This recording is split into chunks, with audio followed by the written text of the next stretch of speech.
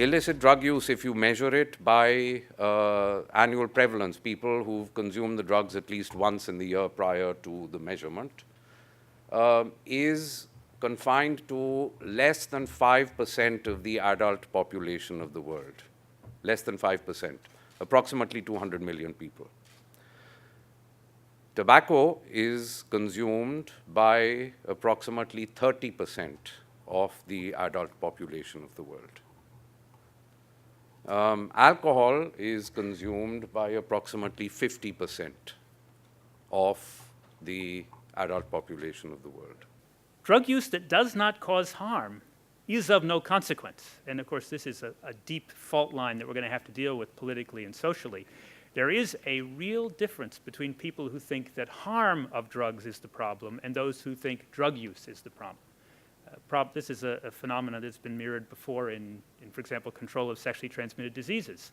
The line between those who want to do nothing in the way of harm reduction for AIDS that might encourage sex, and those who don't care about how much sex there is as long as there's no AIDS transmission. That's going to be a problem, but I think to go forward, we're going to have to see harm as the problem, not drug use. There have been two consequences of the fact that the legislation for the last 30 years has tended to focus on supply control through police and justice responses. First of all, strategies to reduce demand and limit the problems of drug use have been easily lost sight of. The legislative emphasis can easily become and has become the emphasis in practice. And secondly, and related to that, the debate has increasingly been captured by the rhetoric of the war on crime. When I spoke earlier of approximately 200 million people, or 5% of the adult population of the world using illicit drugs, if you just consider cannabis in this 5%, cannabis accounts for 4 of the 5%. Some of the indigenous people of North America say that if you find yourself on a dead horse, get off it and get an alive one. But some of the Western responses seem to be to buy a stronger whip, to change the riders or threaten the horse with termination. Of course, needing to appoint a committee to study the horse and visit other countries to study their dead horses.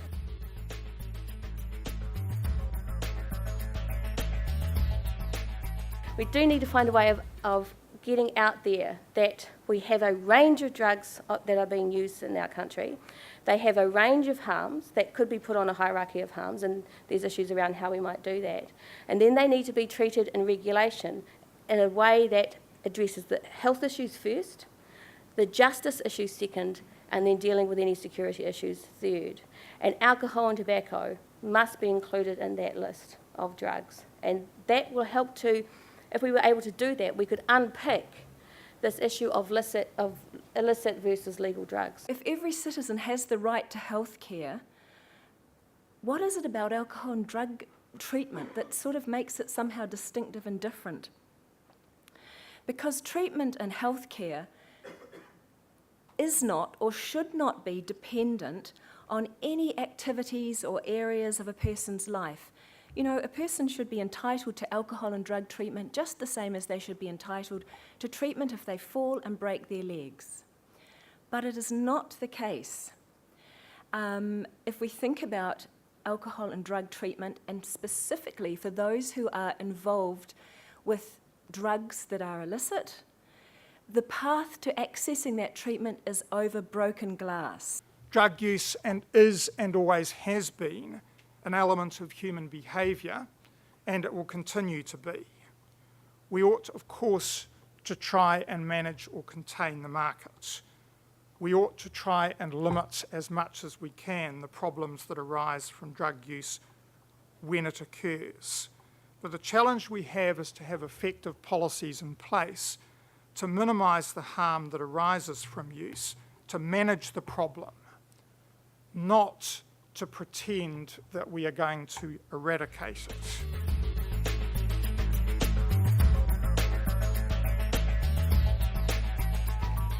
We have to remember that a lot of controlled drugs are essential to medicine. And if I may show you a slide that dramatically illustrates the problem we have. There is no greater global health inequality than the inequality in access to medicines. Most of the world's people in severe pain do not have access to even the most basic opioid medications for their pain. Tens of millions of people every year, according to the WHO, are suffering from the pain of cancer without pain care, the pain of AIDS without pain care. This is horrific, and it is due to some degree to the difficulty, to a set of barriers that are related to our current drug control system. It's not a system that, it's again not something that requires changes in the instruments, but it requires a great deal of change in how we implement them if we want to get over this problem. The stat was looking at actually arrest rates for marijuana, and Switzerland was twice the number of other countries. It reminded me, I saw a presentation from someone from Switzerland who talked about the enforcement policies they had in Switzerland on marijuana. And what happened is they reduced, had a real big focus from a police point of view, reduced the supply of marijuana, so the price went right up. And what they ended up dealing with was a reduced use of marijuana, but this huge increase in binge drinking and a whole lot of violence-related problems as a result from that. How do we balance the harms that are imposed on people by our drug policies that are separate and apart from the harms associated with using drugs or being involved in drug-related crime? The issue of arrest, conviction, incarceration, post-conviction sanctions are very, very different depending upon what your race is, what your age is, and what your economic status is. And we don't really talk about that much. And you would think that if the goal was to have some justice and fairness, then the people that you should punish the most are the ones who are richest, the ones who have the most resources, the ones who theoretically have the less justification for breaking the law and misusing drugs. But no matter where you go in the world, that's not the case.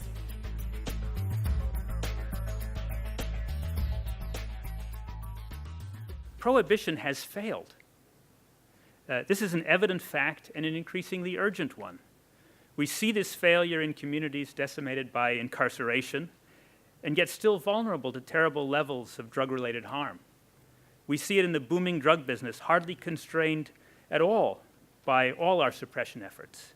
We see it in the dramatic destabilizing role of drugs in nations like Mexico, or in its geopolitical force in the role of opium in the war in Afghanistan. Prohibition has failed, yet one may reasonably tremble at the prospect of abandoning it. Sometimes you've got to go and look for the teachings and learnings of your elders. And the first speech by a Māori in the New Zealand Parliament in 1868 was by this man, Tariha Tamaranui. And he basically said, focus on that which is good. We live in a very ambiguous environment. We work in an ambiguous environment. People tell you all sorts of lies. They say one thing and do another.